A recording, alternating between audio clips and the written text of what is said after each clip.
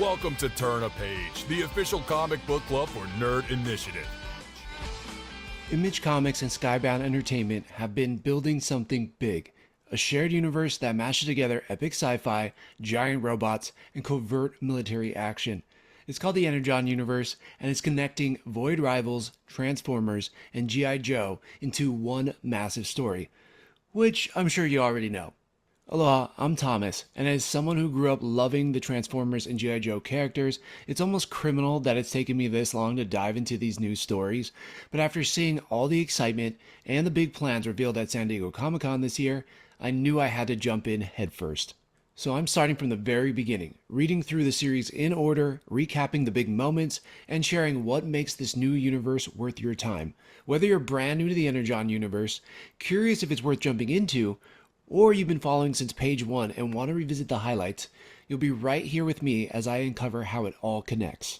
And it all starts here, with Void Rivals number 1, the comic that secretly lit the fuse on the entire universe. It's also the very first original property in the Energon universe, brought to life by modern comic legends Robert Kirkman and artist Lorenzo De Felici. On the surface, this is a story about two alien people from warring factions who get stranded together and who are forced to rely on one another to survive, which is very similar to the classic 80s movie Enemy Mine for some of you millennials and older generations out there. Our first character, Derek, is an Angorian, and his trusty android on his hand, Handroid. The second, who comes at him swinging, is Salila, a Zertonian. They start off suspicious but end up saving each other's lives and decide to work together to escape the planet they're on. While scavenging, Salila finds another ship, and that's where the universe cracks wide open. The ship transforms, literally, into Jetfire. This is the first big reveal that Void Rivals is tied directly to the Transformers. Jetfire asks how long he's been offline, and the pair can't give him a clear answer. And judging by the dirt and debris that's caked on him, he figures out it's been probably millions of years. Once Jetfire takes off, Derek refuses to give up hope. He suggests they strip components from their helmets and armor to finish repairs on the ship so that they can salvage it to escape. But doing so will break the ultimate taboo, revealing their identities to each other. They take the risk, and what they find stuns them both. Beneath the armor, they're shockingly similar, a revelation that raises more questions than it answers. Issue number 2 opens up with a flashback. Derek prepares to launch on a historic mission, the first ever for an Agorian pilot. Just before boarding, he's met with his father, Minister Doolin. He's harsh, cold, and clearly disappointed in his son, and that sting of that interaction lingers with Derek as he heads into space. While floating through the void, we get our first major history lesson. Long ago, the Agorians and the Zertonians were united, connected by a massive sacred ring, each race building and maintaining their half to preserve both civilizations. But over thousands of years, the original bond was forgotten, replaced only with hatred and a memory of conflict. This narration, we later learn, is coming from Zerta, a prophet and goddess-like figure from Solila's people, who warns that the coming of Goliath is drawing near, and that what once was one must become whole again or perish. We snap back to the present moment. Derek and Salila are standing there face to face after revealing their identities. Zerta's vision still echoing in Derek's mind. They press on, trying to patch together the one barely functioning ship that they've got. Over 20 grueling days, they work side by side until it's as space-worthy as it'll ever be, which still doesn't look like much. But tensions flare, and Salila lashes out, saying she's betrayed her people by helping him, and admits that the comet that they were both after is critical to her people's survival, and that they are facing a massive water shortage. With no other option, they launch toward the sacred ring. Their journey doesn't last long. Out of nowhere, an asteroid-disguised ship reveals itself and pulls them in with a tractor beam. Inside, they explore cautiously until they're confronted by a Skuxoid with a weapon drawn. And that's where the issue leaves us hanging. Issue number 2 isn't just a bridge between big reveals. It's the foundation for the Energon universe's deep mythology. We learn the history of the Sacred Ring, the ancient unity between the Angorians and Zertonians, and the prophecy of Goliath, all of which hint to a larger cosmic threat. Zerda's vision plants the seeds for a story that's clearly going to expand far beyond just two-stranded pilots. And on top of that, the Skuxoid's arrival connects the series even more directly to the wider Transformers lore, proving that every encounter in Void Rivals could have universe-shaking consequences. Issue number 3 wastes no time. We're right back into a fight as Derek and Solila go head-to-head with the Skuxoid. We get our first taste of just how skilled Solila really is when she hurls her spear-like weapon and it snaps right back to her hand. She tells Derek she's no mere pilot, a line that I feel like is going to be important down the road. They manage to create some distance, but the Skuxoid doesn't pursue, tossing out a chilling line. "Joke's on you, I'm not the most dangerous thing on this ship." Moments later, they see exactly what he means. A door slides open to reveal a giant mechanized spider. Derek is immediately knocked across the room while Salila leaps into action. Driving the creature back blow by blow, she shouts for Derek to seal the door once she pushes the beast back into the room.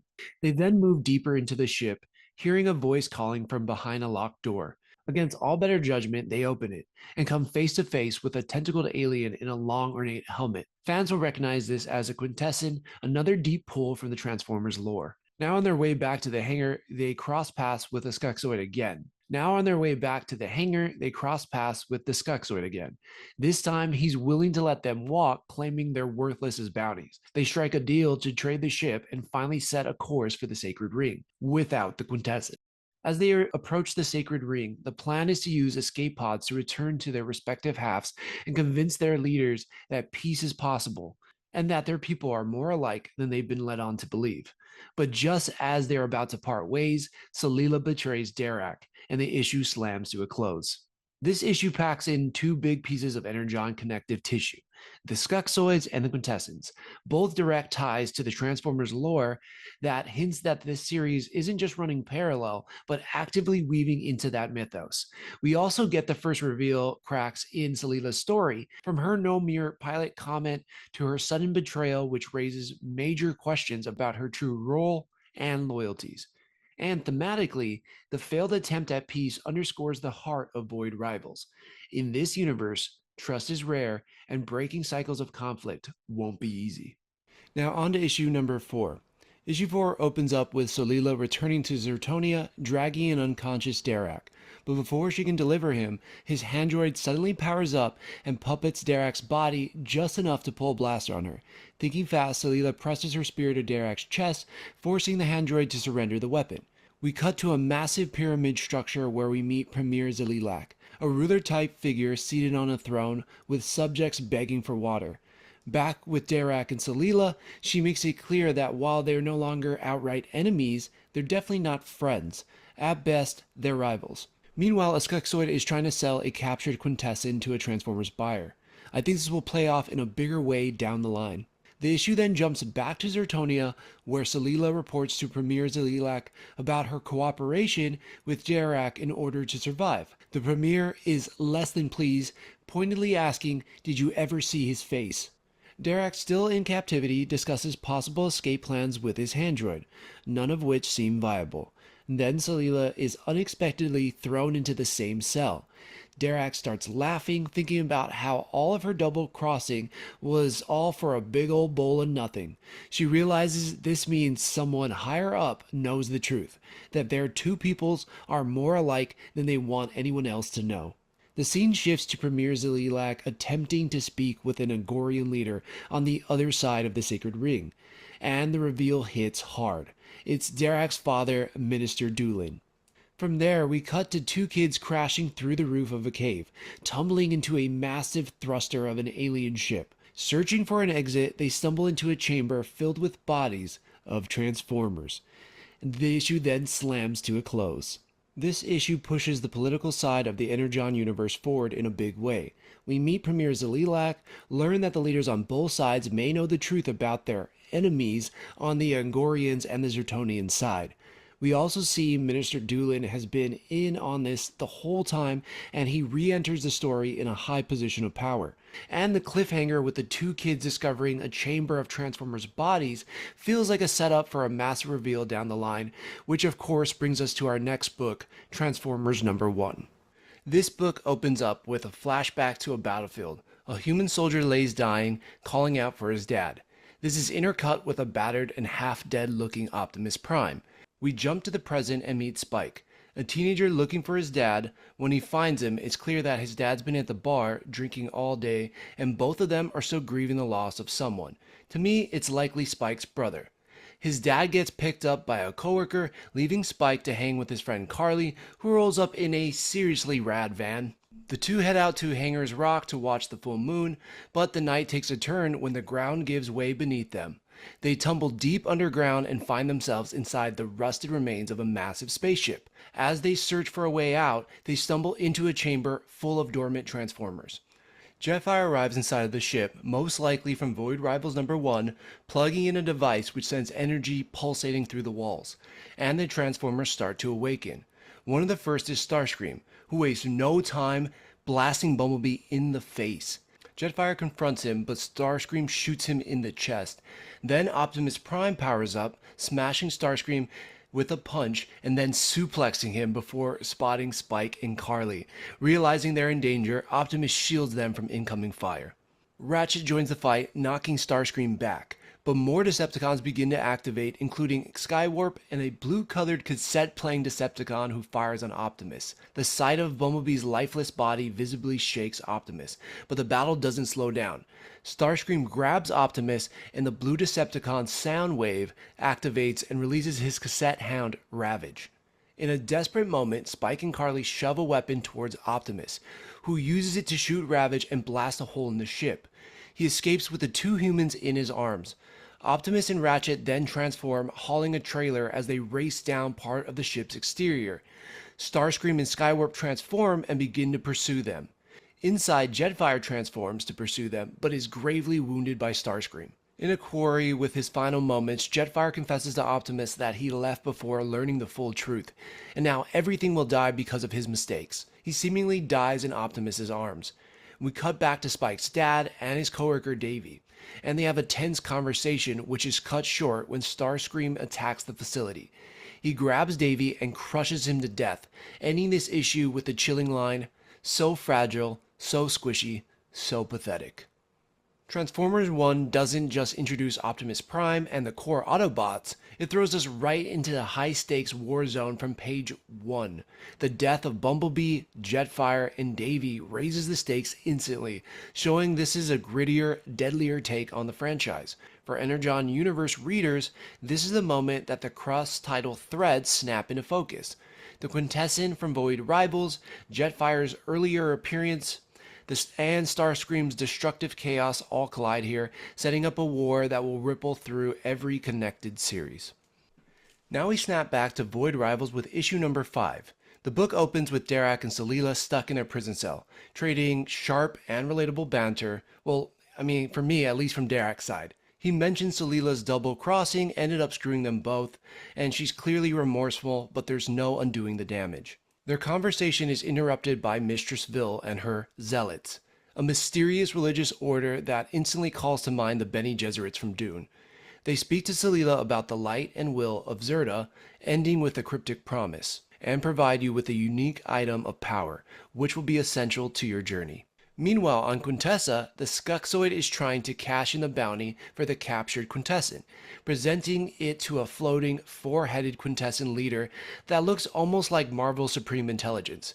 Just as they're about to take the prisoner and send Skuxoid away to battle, he blurts out that he also has a Zertonian ship, clearly angling to save his own pork rinds, but it seems to work. Back in the prison, we learn that Derek has been tortured for 3 straight days. As he hangs in chains, a small childlike figure appears carrying his clothes, helmet, and hand droid. The mysterious figure frees him and leads him outside, only for Derek to be immediately grabbed by a Zertonian resistance group called the Unifiers, led by Canella. Now the main story ends with Canella asking Derek, "So you have no clue who she really is, do you?" speaking about Salila, who's now in possession of the mysterious item. After the letters page, we get a short teaser for Duke number 1, the first G.I. Joe book in the ENERGON universe. In just a few pages, we learn Duke is an exceptional soldier who turned down every promotion, preferring to be in the trenches with his troops. But something happened. His superior Hawk calls him out for insubordination and carelessness, saying, "I expect this of your brother, but never you." Despite this, Hawk tells him, "We want you back. Your country needs you." So this issue expands the political and religious intrigue in the Energon universe, introducing Mistress Vil, her zealots, and the idea that Solila is destined for a greater role, and armed with a unique item to fulfill it. And the surprise Duke preview signals that the Energon universe is about to fully branch into G.I. Joe territory, bringing the third pillar into this shared world into play. For the final book in today's Energon Universe dive, we are looking at Duke number 1, written by Joshua Williamson with art by Tom Riley and colors by Jordi Belair. This one picks up exactly where Void Rivals number 5 leaves off, but it shifts the focus to the G.I. Joe side of the universe. We open with Colonel Hawk running down Duke's impressive service records, every accolade, every mission, before turning to some sharp criticism. But Duke fires back, saying Hawk wasn't there when it happened, and we flash back to the moment that changed everything, an encounter with, I believe, Starscream. In the chaos, Duke's fellow soldier, Tyler Frost, was killed right in front of him. Now, back in the present, Hawk tells Duke he's not ready to return to service. Duke makes it clear he believes his country is lying to him and vows to get answers, and take down that flying robot. 6 months later in Washington, D.C., Duke attends a conspiracy theory meetup where he meets Dr. Adele Burkhart. She tells him about her work on a clean energy source pulled from the stars. When Duke tells her about the robot that killed his friend and how it got him discharged, she names the company responsible, Mars Industries. Although she warns him about how hard it will get into the facility, Duke knows he can get inside. Sneaking into their facility, he finds advanced weapons under construction, before being grabbed by a soldier in a red vest with a giant M on it, also with like a Guile haircut. They throw him into a separate room where Destro from Cobra himself decides to let him walk. Duke heads to Dr. Burkhead's house only to find the place shot to pieces and her mortally wounded. She says an Australian man came all the way there to steal her research, but he missed this. With her dying breath, she hands Duke what looks like a phone containing secret information. Almost immediately, SWAT-like officers burst in and open fire. Duke barely escapes with his life. Elsewhere, Colonel Hawk discusses what a problem Duke has become, and that he'll do whatever it takes to bring him in, calling in 2 other American heroes, Stalker and Rock and Roll. After our letter from writer Joshua Williamson, we get one last scene. A trench coat covered stranger in a fedora walks into a desolate bar asking for a vehicle. When a local questions his lisp, the man steps outside to his truck, and the sound of a chainsaw fills the air. The bar owner goes to collect on the local's tab, only to find himself and a waitress sucked into a bloody encounter with severed body parts filling the panels and the Cobra symbol scribed into the snow. And that's where the issue ends. Duke number 1 officially pulls G.I. Joe into the Energon universe, and it wastes no time tying them to the chaos we've already seen in Void Rivals and Transformers. We see the personal costs of the Decepticons' arrival through Duke's eyes, get our first taste of Mars Industries and Destro, and watch the seeds of the larger Cobra threat start to sprout. And with that chilling final scene, the series teases a darker, deadlier tone for G.I. Joe's entrance into the shared universe. And that wraps up our first big deep dive into the Energon universe, from the political intrigue of Void Rivals, to the explosive battles of Transformers, to Duke kicking the G.I. Joe door wide open. What's so exciting about this launch is that each title feels unique, but every issue adds another piece to the bigger picture. This is just the beginning. There are more crossovers, bigger reveals, and massive payoffs on the way, and I'll be here breaking it all down as it happens. And that's it for the Energon Universe breakdown. Void Rivals, Transformers, and Duke are just the start. Follow me at Thomas Craig VIII or Thomas Craig 8, and hit the follow here at Nerd Initiative so you don't miss the next one when it drops. This program is powered by Fantasyverse, where manga, comics, and more collide. Check their website out, because it's not a dream. It's Fantasyverse. The content you've just watched is part of the Nerd Initiative Network. Make sure to like and subscribe to our YouTube channel, and don't forget to check out nerdinitiative.com, the home of pop culture positivity.